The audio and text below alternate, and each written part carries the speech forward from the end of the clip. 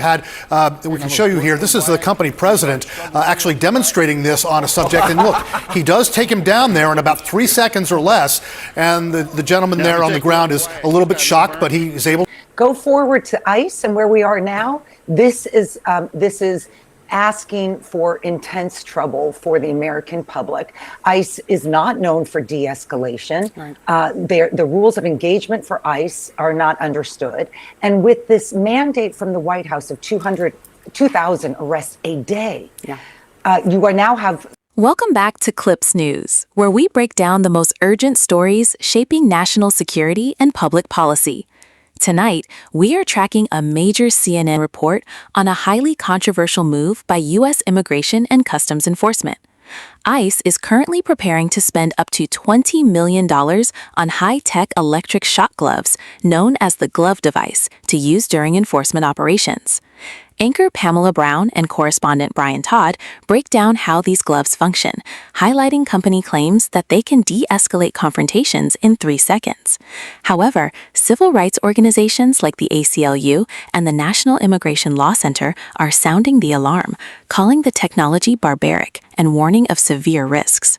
Furthermore, senior national security analyst Juliette Kayyem joins the desk to discuss how giving these weapons to agents operating under aggressive daily arrest quotas creates a dangerous situation for the public. Let's get right into the report. Immigration and Customs Enforcement agents and officers soon may be equipped with gloves that deliver electric shocks. ICE is planning to spend up to $20 million to buy them.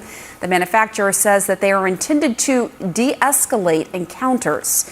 CNN's Brian Todd is here in the Situation Room. Brian, tell us more about these gloves. Yeah, no potential for controversy here, right, Pamela? As Pamela mentioned, ICE is planning to spend $10 to $20 million for purchasing these gloves. It is called, quote, the CTG5 glove, and glove is an acronym. You see gloves that are very similar to the ones that they're going to be used. Those are from the company's website. GLOVE stands for Generated Low Output Voltage Emitter. Manufacturer Compliant Technology says these gloves are designed to de-escalate encounters with people. They can deliver a maximum voltage of up to 380 volts at a time. According to the manufacturer, that would, quote, inhibit and distract the subject from performing coordinated muscle movement, end quote. Now, according to the user's manual, no more than 2 of these gloves should be applied to a person at one time. They should not be used for more than 15 seconds at a time. Company officials and distributors say they can end a struggle in 3 seconds or less. There is video that we've had. As the report opens, anchor Pamela Brown introduces a startling new development regarding federal immigration enforcement tactics. Correspondent Brian Todd details how Immigration and Customs Enforcement plans to allocate between $10 million and $20 million to purchase specialized electric shock equipment known as the CT5 glove. Todd clarifies that GLOVE is an acronym standing for Generated Low Output Voltage Emitter. The manufacturer claims these devices are engineered to de-escalate tense physical encounters by delivering a controlled electric current directly to a subject. The segment emphasizes the sheer technical capability of this weapon and the immediate concern it raises among observers. According to specifications from Compliant Technologies, the gloves can emit up to 380 volts of electricity, designed to temporarily inhibit muscle coordination and neutralize physical resistance. Todd explains that the user manual sets strict operational limits, mandating that agents apply no more than 2 gloves at a time for a maximum duration of 15 seconds. While distributors frame the technology as a non-lethal alternative, the news that federal agents will soon carry electric shock equipment on American streets immediately sparks intense scrutiny regarding oversight and safety standards. We can show you here. This is the company president actually demonstrating this on a subject. And look, he does take him down there in about 3 seconds or less. And the gentleman there on the ground is a little bit shocked, but he is able to get up. One of the things, a couple of things that you have to know about these things, they do not go through hair or clothing. They have to be applied directly to the skin. So that's one of the possible restrictions there of this thing. And the company is warning that they should not be used on high-risk individuals like pregnant women, elderly people, small children, and severely disabled people. They should not be used for more than 15 seconds. Yes. I mean, how in a moment, how would an ICE agent know if someone had a disability or if a woman was in her first trimester of pregnancy you don't know whatever the case may be? That's why this could really be controversial. And I was also thinking about the Alex Preddy death in January. January.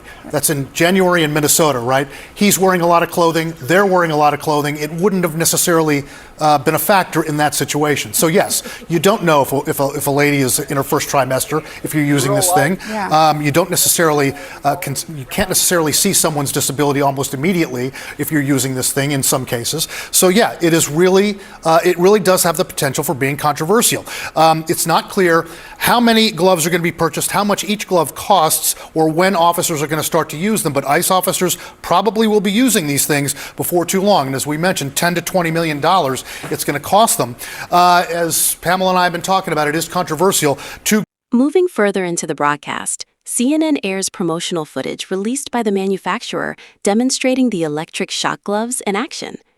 Anchor Pamela Brown and Brian Todd observed the company's president demonstrating the device on a test subject, who collapses to the ground within 3 seconds of physical contact. Todd notes that while the demonstration shows the subject recovering shortly after, the practical limitations and safety warnings associated with the gloves raise major operational questions for agents in the field.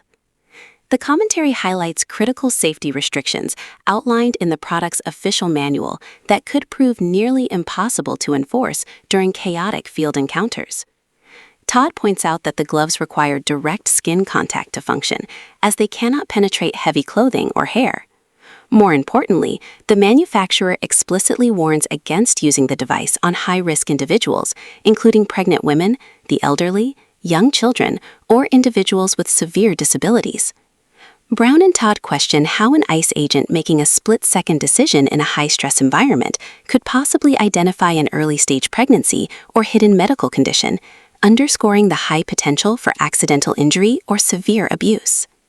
Groups, the National Immigration Law Center and the American Civil Liberties Union, have come out expressing criticism of the plan to use these gloves. Here's a quote from the National Immigration Law Center, quote, "This is a rogue agency with an $80 billion slush fund that allows them to concoct and fund new ways to visit cruelty upon our communities. That group calls this disgusting and barbaric."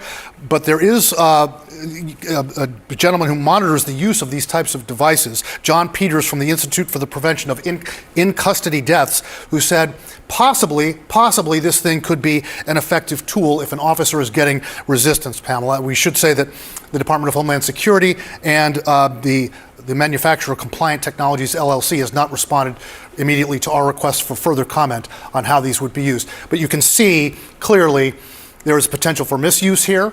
There's a potential for accidents. There have already been prosecutions for the use of these things in South Carolina a couple of years ago, their use on inmates. So again, it's already controversial.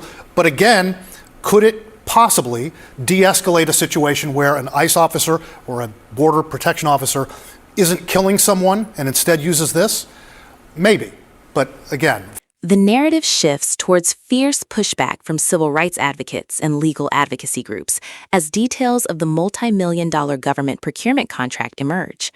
Brian Todd highlights statements from prominent advocacy organizations, including the American Civil Liberties Union and the National Immigration Law Center, who have voiced strong opposition to equipping ICE officers with shock technology.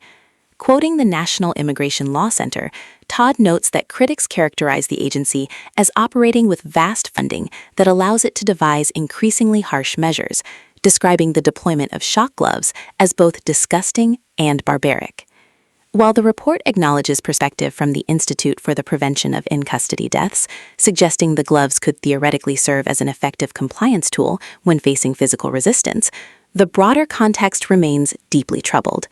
Todd notes that neither the Department of Homeland Security nor manufacturer Compliant Technologies provided immediate responses to CNN's requests for clarification on operational guidelines. The commentary emphasizes prior legal cases in South Carolina involving the misuse of similar shock devices on incarcerated individuals, framing this new procurement effort as part of a broader, controversial push by federal authorities to meet aggressive enforcement targets. Very controversial.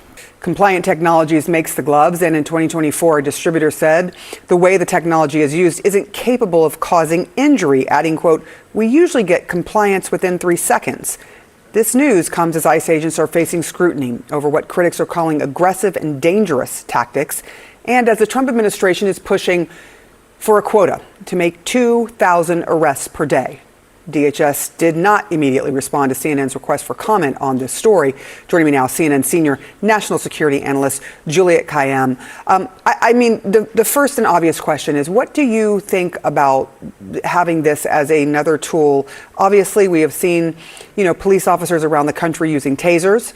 There have been some issues with those. But what do you think about these gloves and the possibility that ICE will be using these during detentions? Well, the gloves, in theory, and GLOVE is for generated low output voltage emitter, so it's glove. The gloves generically are a tool. So like, you put them on, there's sort of an on-off switch. So if you touch someone, they may not feel it. When you turn it on, they're going to get a voltage that's described as sort of an intense bee sting. They're not supposed to do it for longer than 15 seconds.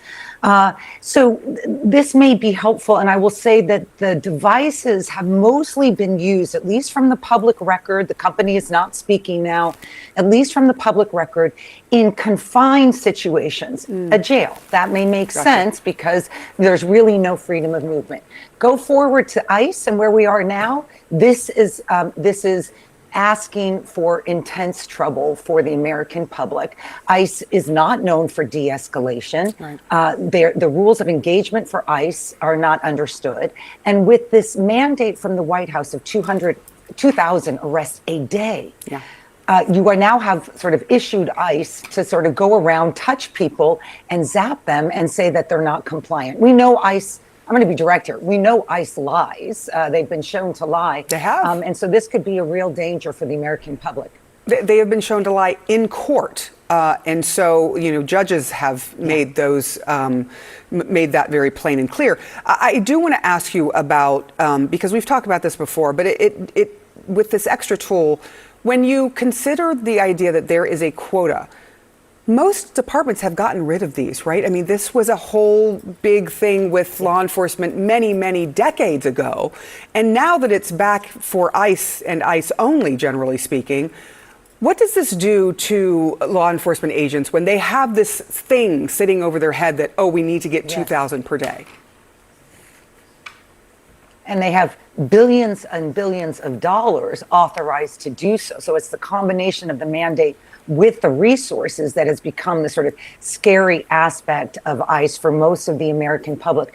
Sarah, I'm so glad that you raised this. People often ask me, like, how do you reform ICE? We have to abolish it. Look, and America needs an enforcement agency, and one that's interior enforcement agency. We have unlawful immigrants in the country.